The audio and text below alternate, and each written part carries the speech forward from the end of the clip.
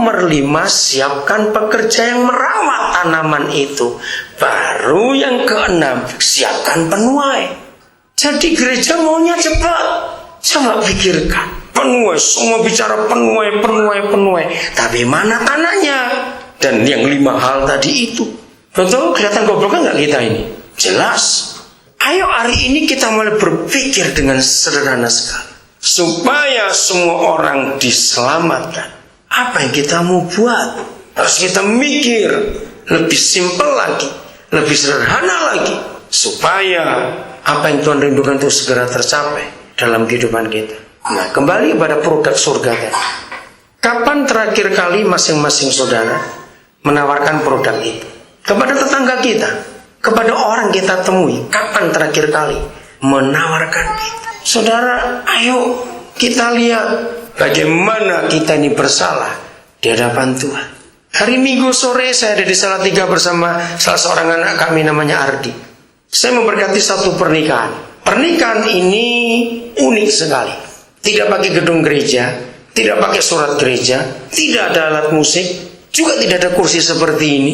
Langsung di tempat pesta. Karena yang Kristen baru 2 mereka saja. Seluruh keluarga itu bukan orang Kristen. Bahkan tadinya dari pihak keluarga perempuan itu menolak ada kata gereja. Karena keluarga ini sudah sakit hati dengan gereja.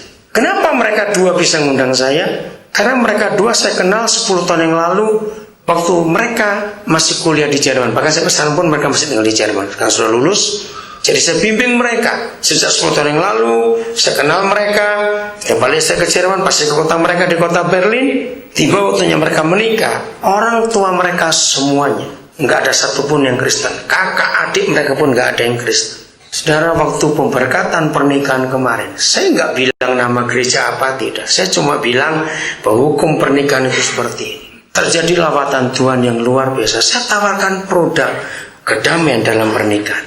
Saya kenalkan kepada mereka, orang tua mereka. Saudara, zaman Tuhan luar biasa.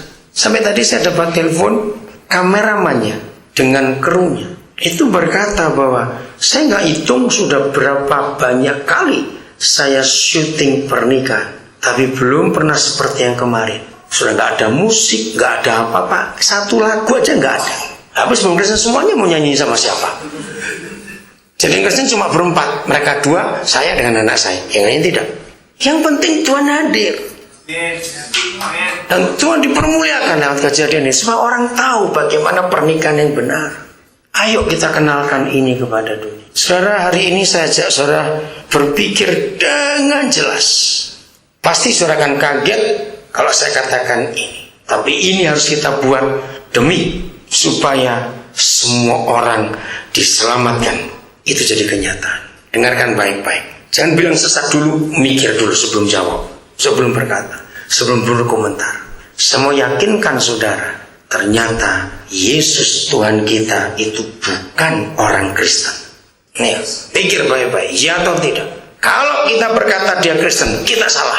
Cari KTP-nya, agamanya apa? Ngerti konsep ini? Saudara, ketika saya meyakinkan semua orang yang bukan Kristen bahwa Tuhan Yesus bukan orang Kristen, saya yakinkan mereka ngerti. Justru waktu gereja mengkristenkan Yesus, orang lain gak mau terima. Coba mikir baik-baik. Cepat jawab ya atau tidak. Kalau kita tawarkan Yesus kepada yang di luar Kristen, simbol Kristen dengan pakaian Kristen, orang tidak akan mau. Lalu Yesus itu apa? Jawabannya Yesus itu Yesus. Dia tidak dimiliki oleh siapa-siapa. Betul? Dia tidak dimiliki oleh siapa-siapa. Jadi gereja yang salah mengkristenkan dia. Maka itu ketika kita bawa dia ke yang lain, orang lain tentu tidak mau terima. Sama seperti ini, cuma ilustrasi saja.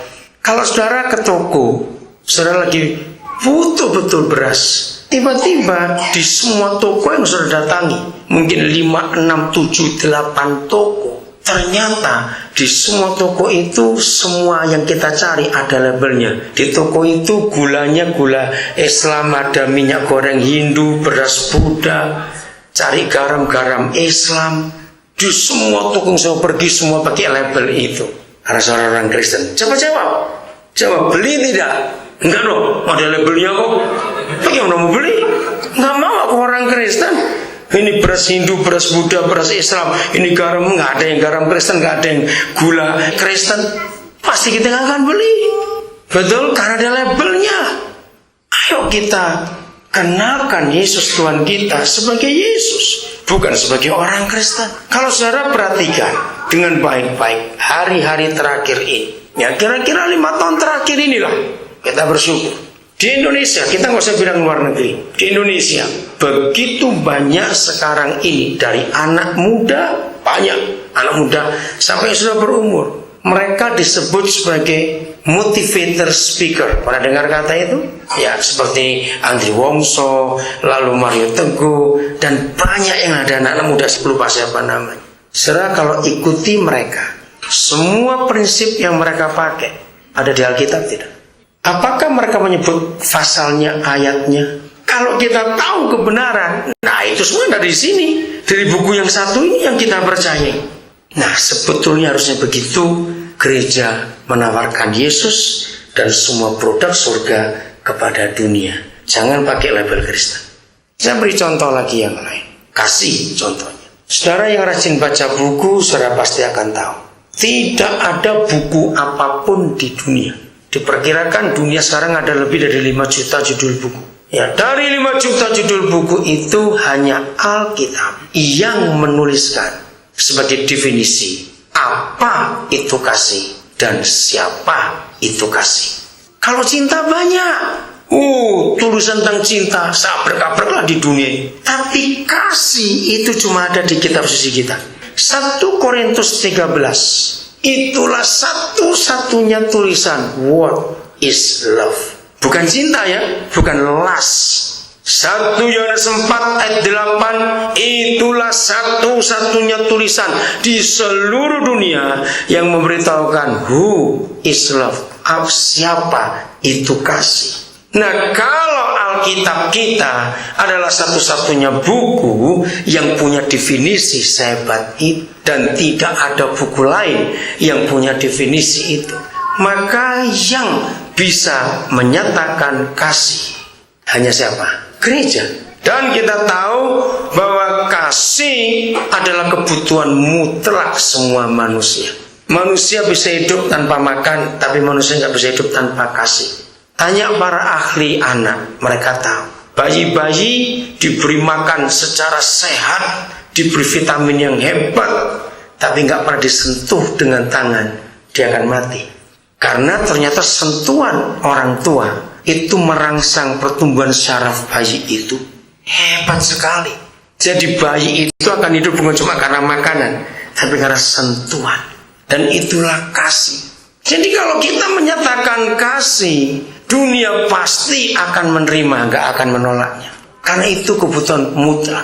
Alkitab ini berisi aturan-aturan yang luar biasa. Mari saya tunjukkan hal ini kepada saudara.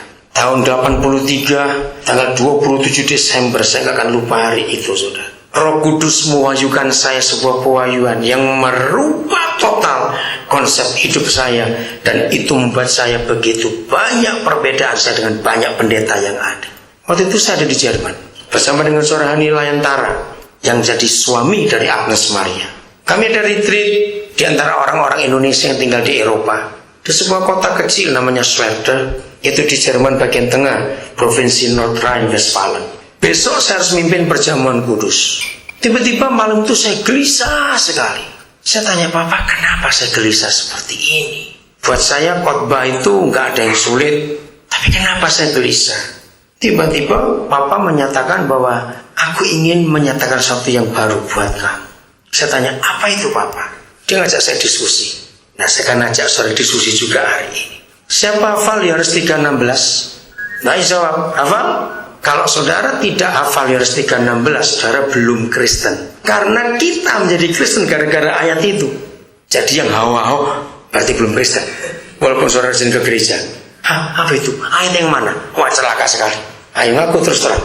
Nanti pulang harus bertobat karena saudara belum Kristen. Yohanes 3:16 itu isinya karena begitu besar kasih Bapa kepada dunia ini, sehingga Dia berikan anaknya yang tunggal supaya barang siapa yang percaya kepada Dia tidak binasa,